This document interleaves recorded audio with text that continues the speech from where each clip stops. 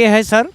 सरकार ने और शिक्षा विभाग ने हमें कहा कि भाई आप लोगों का डायरेक्ट नियमितीकरण नहीं हो सकता, इसके लिए आपको शिक्षा विभाग के जो आरटीए के रूल्स है उस रूल्स को फॉलो करना पड़ेगा। माननीय हमारे पूर्व शिक्षा मंत्री इंदर सिंह परमार ने भी विधानसभा के प्रश्नकाल के दौरान बहुत सारे हमारे जनप्रतिनिधियों के द्वारा ये सवाल किए गए थे प्रश्नकाल के दौरान, उनको जवाब में यही कहा कि ये आरटीए के नियमों में नहीं आते हैं, इनको पात्रता परीक्षा पास होना चाहिए, इनके पास डीएड बीएड होना चाहिए तब, और इनके पास में अतिथि का अनुभव होना चाहिए, तब जाके इनको गुरुजियों की तर्ज पर नियमित किया जा सकता है।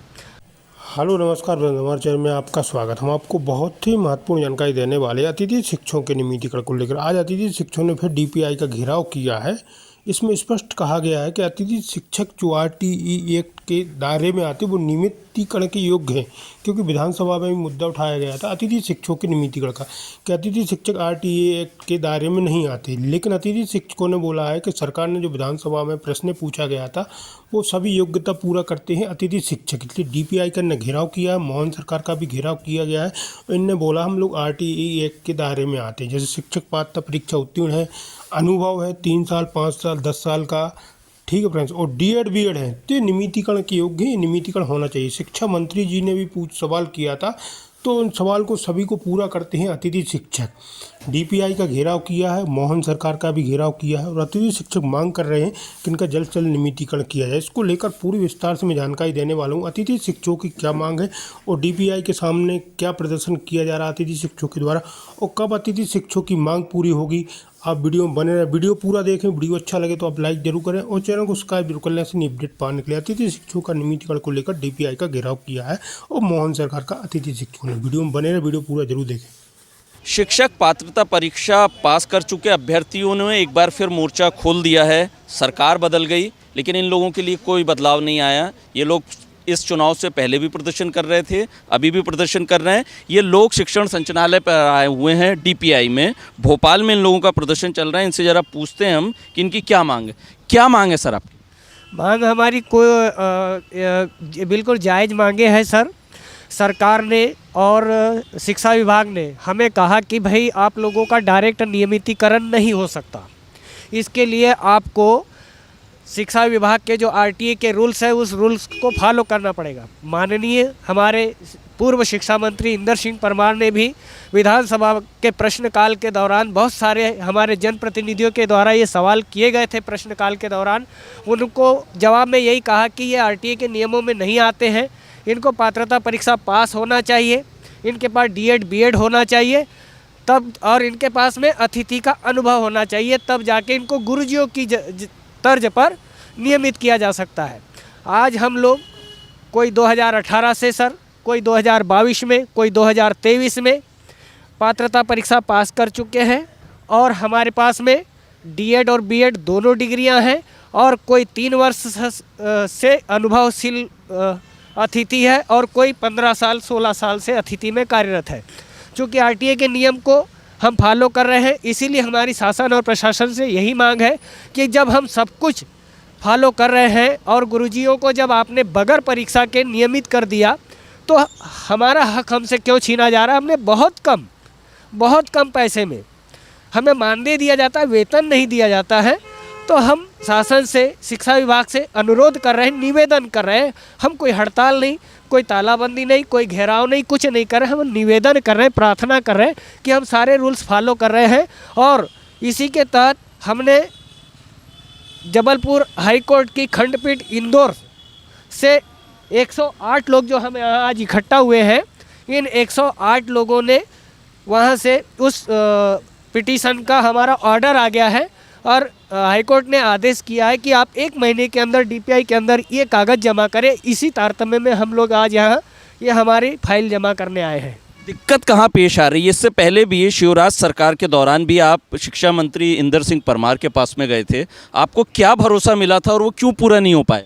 जैसा कि सर जो है हर बार जैसे भी हम शिक्षा मंत्री के पास जाएं, चाहे मुख्यमंत्री महोदय के पास जाएं, वहाँ से हमें सिर्फ आश्वासित किया जाता है कि नहीं, अब जो है आपको शिक्षा विभाग में लिया जाएगा और जो भी आरटीई के नियम बताते हैं वो सारी चीज़ें हमारे पास ऑलरेडी पहले से कंप्लीट हैं और उसके बाद में जो जो रूल्स उनने बताए हैं वो चीज़ हमारे पास आज की तारीख में सब कुछ कंप्लीट है। उसके बावजूद भी सर जो है हमें हमारा नियमितीकरण नहीं हुआ। उसके बाद में हमने जो है न्यायालय की शरण ली और न्यायालय ने हमें आदेशित किया है कि जो है आपको नियमित किया जाए। अब उसी कॉपी को लेके और हमारे संबंधित दस्तावेज़ों को लेके हम लोक शिक्षण संचालनालय में आज आए हैं और हमें कोर्ट द्वारा भी ये बताया गया और उसमें सामने जो पक्षकार पार्टी जो बनाई गई है उसे भी बताया गया है कि आप 2 महीने के अंदर 60 दिवस के अंदर इसका जवाब पेश करें। आप लोग प्रदर्शन करते करते मामा के घर भी गए थे। अभी 2 दिन पहले ही ये खूब शॉट आए थे जो बड़ी सुर्खियां बटोरी थी। उन तस्वीरों ने मामा को बहनें बोल रही थी, भांजियाँ बोल रही थी कि हमारी मांगों को पूरा किया जाए। शिवराज सिंह चौहान जी ने कहा है कि वो सरकार से बात करेंगे। तो क्या मांग पूरी नहीं हो रही आप लोगों की?